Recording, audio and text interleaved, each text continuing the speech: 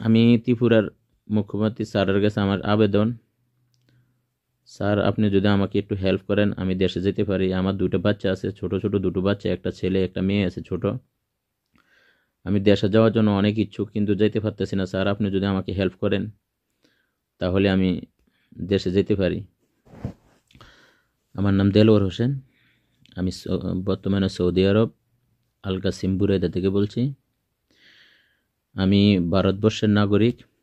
আমার রাজ্য হলো ত্রিপুরা রাজ্য। আমি ত্রিপুরা রাজ্যের বাসিন্দা।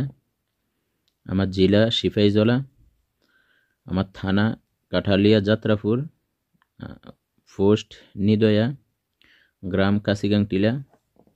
আমার বাপের নাম আবুল কালাম, আমার নাম দেলোয়ার হোসেন। আমি বর্তমানে সৌদি আরব 13 বছর হয়ে যাচ্ছে। আমি 2বার গিয়েছিলাম দেশে, ছুটিতে 2বার গিয়েছি, আবার এসেছি। লাস্ট যখন এসেছি তখন আমার পাসপোর্টের মেয়াদ শেষ হয়ে গিয়েছিল। তখন আমি এমবিসিতে জমা করি। এমবিসিতে আমরা যখন জমা করি তখন আমরা 3 জন লোক ছিলাম। দুইজনের পাসপোর্ট এসে গেছে, আমারটা আসেনি। আমারটা না আসাতে আমি এখানে যোগাযোগ করি, আল কাসিম এমবিসিতে যোগাযোগ করি। যোগাযোগ করার পরে বলছে আমার পাসপোর্ট রিয়াদে আছে, এসে যাবে। পরে 3 মাস 4 মাস যখন হয়ে যায় তখন আমি এমবিসিতে গিয়েছি, আল কাসিম থেকে রিয়াদে এমবিসিতে গিয়েছিলাম।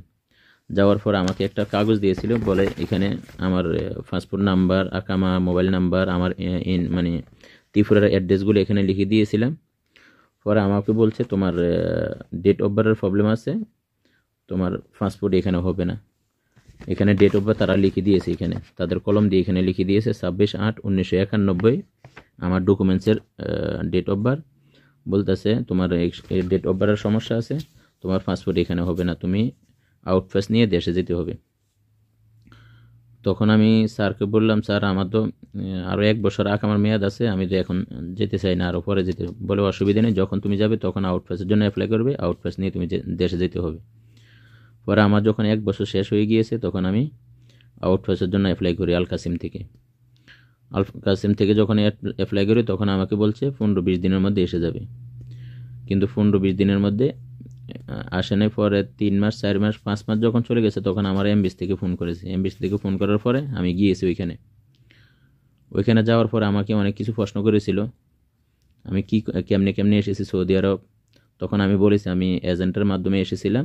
আমার যখন এজেন্টের মাধ্যমে এসেছিলাম তো আমি অনেক দিন, তখন আমাকে জিজ্ঞেস করেছে তোমার বাড়ি কোথায়। আমি বলেছি আমার বাড়ি ইন্ডিয়াতে। তখন আমাকে বলছে তোমার বাড়ি ইন্ডিয়া নেই, তোমার বাড়ি হয়তো বাংলাদেশ, তুমি ইন্ডিয়ান পাসপোর্ট বানিয়ে এসেছো। আমি বলি না স্যার, আমার বাড়ি ইন্ডিয়াতে, আমার এখানে ভাই আছে। তারপরে আমি সবার কথা বলেছিলাম।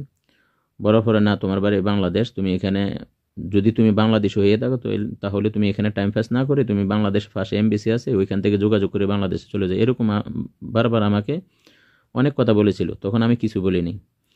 পরে অনেক কথা বলার পরে লাস্টে দিয়ে আমাকে বলেছে ঠিক আছে তুমি চলে যাও, অসুবিধা নেই, মোবাইল সঙ্গে রাখবে আর তোমাকে করে মানে ত্রিপুরাতে করে পাঠাবে আমার জন্য। তুমি ইন্ডিয়ান কিনা, তুমি ত্রিপুরার বাসিন্দা কিনা, তোমাকে করে পাঠাবে থানাতে। তখন আমাকে এটা বলার পরে আমি এসে গেছি। আমাকে অনেক কিছু বলার পরে আমি চলে এসেছি ওইখান থেকে। বলছিল করে পাঠাবে ত্রিপুরাতে, আর আমাকে বলছিল মোবাইল সঙ্গে রাখার জন্য। কিন্তু আজকে 2 বছর হয়ে গিয়েছে। আমি 1 মাস 2 মাস 3 মাস পর ফোন করার পরে তারা মানে আমি যখন ফোন করি তখন তারা অনলাইনের মধ্যে এটা চেক করার পরে বলে তোমার অন্য সমস্যা, এটা কোনো সমস্যা না, অন্য কোনো সমস্যা আছে। তো বারবার এরকম বলে আমাকে মানে অনেক দিন ঘুরাইতে আছে, কিন্তু আমাকে পাসপোর্টটা দিচ্ছে না, পাসপোর্টও দিচ্ছে না, আউটপাসও দিচ্ছে না। তো এখন আমি ত্রিপুরার মুখ্যমন্ত্রী স্যারের কাছে আমার আবেদন, স্যার আপনি যদি আমাকে একটু হেল্প করেন আমি দেশে যেতে পারি। আমার 2টো বাচ্চা আছে, ছোট ছোট 2টো বাচ্চা, একটা ছেলে একটা মেয়ে আছে ছোট। আমি দেশে যাওয়ার জন্য অনেক ইচ্ছুক কিন্তু যেতে পারতেছি না। স্যার আপনি যদি আমাকে হেল্প করেন তাহলে আমি দেশে যেতে পারি। আপনার কাছে অনেক অনুরোধ করি স্যার, আপনি আমাকে যেভাবে পারেন আপনি আমাকে একটু হেল্প করেন, আমি যাতে দেশে যেতে পারি। স্বাস্থ্য পরীক্ষা নিরীক্ষার জন্য ভারত ডায়াগনস্টিক সেন্টার নিয়ে এসেছে এক সুবর্ণ সুযোগ আপনার শহর সোনামুড়ায়। এখানে রয়েছে অত্যাধুনিক যন্ত্রের সাহায্যে রক্ত, মল, মূত্র, কফ, শুক্র, যাবতীয় পরীক্ষা নিরীক্ষার সুব্যবস্থা। তাছাড়া রয়েছে বিদেশে যাওয়ার যাবতীয় পরীক্ষা নিরীক্ষার ব্যবস্থা। রিপোর্ট পেয়ে যাবেন একদিনের মধ্যে। আমাদের ঠিকানা সোনামুড়া রিজার্ভ পুকুরের পশ্চিম পাশে, লস্কর মেডিকেল হলের নিচতলায়।